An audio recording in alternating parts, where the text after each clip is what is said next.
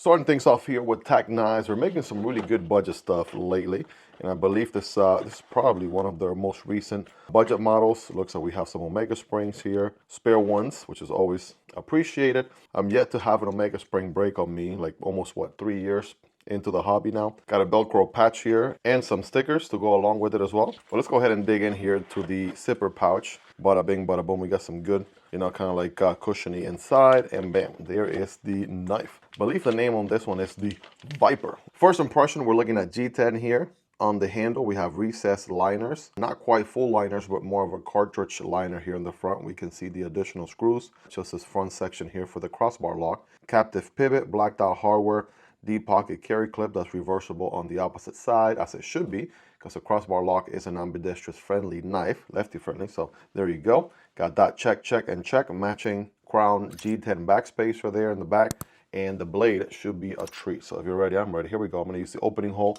and bam, send it. All right, let me just do it one more time, get a better feel for it. Oh yeah, that is good. Of course, going to be on ball bearings, as you would expect. Almost kind of get a little bit of a whip little sound effect on the acoustics department. That's pretty dope. Spidey flick is money. Thumb deployment is money as well. Money! You can slow roll it. All different deployment methods are pretty dialed in.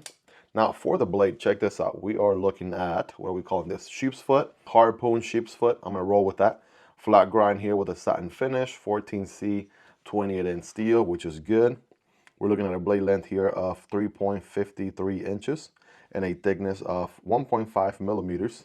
Or let's translate it into freedom units here. 0.08 inches thickness on the blade and about a 0.44 inches on the handle, right? That's less than the average 0.5 or half an inch here in the channel. Overall length on this bad boy, as I set it down here so you guys can take some pictures. Miguel, put the knife down, man. You move around too much. I got you, fam. Overall length coming in at 8.13 inches on this bad boy with a weight of 3.2 ounces. So it's pretty lightweight. Definitely on that 3-ounce mark. That is super lightweight in my book. They have different handle colors available. Black, blue, and gray. Right, this black one here is pretty good for me. In my opinion, it kind of goes with everything. But if you're more of a blue color fan, if you like gray, right, they got all those different options. OEM on this one is TacKnives, which I think is TacKnives OEM, pretty much in-house. Got a quick note here I'm going to read off screen from Shane. Thank you for taking the time to check out the knife. This is the Viper. I'm not sure if you saw the Instagram post, but that pretty much sums up the idea behind this design. Designing a budget knife is always a challenge. With premium knives, it feels like the sky's the limit. There's so much you can do to make them interesting. But with budget knives, cost becomes the main constraint, and that affects almost every decision. With the Viper right here, I wanted to create something lightweight, affordable. Lightweight it is, and affordable it certainly is, but still not boring, he said. I usually lean towards more complex handle textures, but those add cost quickly. This time, I challenged myself to keep it as simple as possible while still making it feel unique. The goal was something slicey, comfortable, and reliable.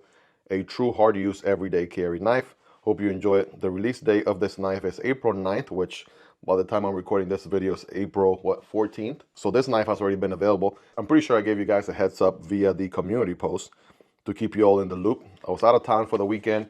I know it dropped, so that's my next best way to keep you guys updated.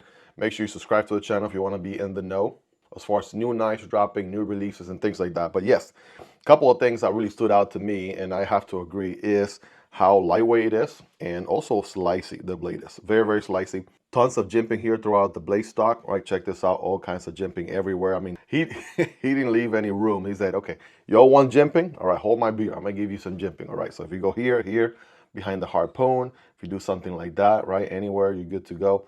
Definitely got the grip. It's very functional, right? Nice, pleasant jimping that I like on knives. As far as ergonomics go, full 4-finger grip, full purchase. Nice and contour corners all the way around. Pocket clip, I feel it a tad bit. I'm going to go a solid 9 out of 10 there. Bonus points for it being reversible. Love that. And we have a nice little finger choke here to be able to forward choke and be able to get more control of the blade. Again, thumb behind the harpoon. That really makes you lock and ready to go. You can do a lot of slicing and dicing. Not so much belly here, more of a straight edge than anything.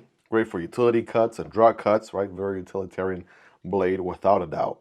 And I mean, I do like the design. I am a diehard Warncliffe and Sheep's Foot aficionado myself. That's just the kind of geometry that I enjoy the most, and I don't discriminate against any other geometry, but I have a slight little bias towards those, kind of what I like and enjoy carrying myself the most. But that being said, yeah, action is really, really good. I mean, the build, the construction, everything here for under $50, that is really, really solid. The good old 14C28N, we all know and love in the budget category these days. Love the satin finish. Again, multiple different color options available. But I gotta tell you, man, probably my favorite part about this knife, do me a favor and pause the video, take a guess in the comments. Let me know what your best guess is as far as price-wise goes, right? Is it $50? Is it $60? $45? $80? Well, let me tell you, it is actually $49.95. So absolute bargain, absolute steal here. Interesting detail too, check this out. I just realized, even though we have our cartridge liner, like I said earlier, even the G10 is milled on the inside. So that's a nice, interesting touch there. Going the extra mile for weight reduction, however much weight you can reduce, you can reduce from G10 itself. Not really much, but again, they're really going that extra mile. $49.95 price-wise, that is actually a pretty on banging price right there. I absolutely dig that. Let me give you a textbook example of a good plunge grind. Check this out. Right there where my nail is, that is insane. That's where the plunge grind starts. So you can do tons of sharpening on this one without developing a smile, which is a good sign.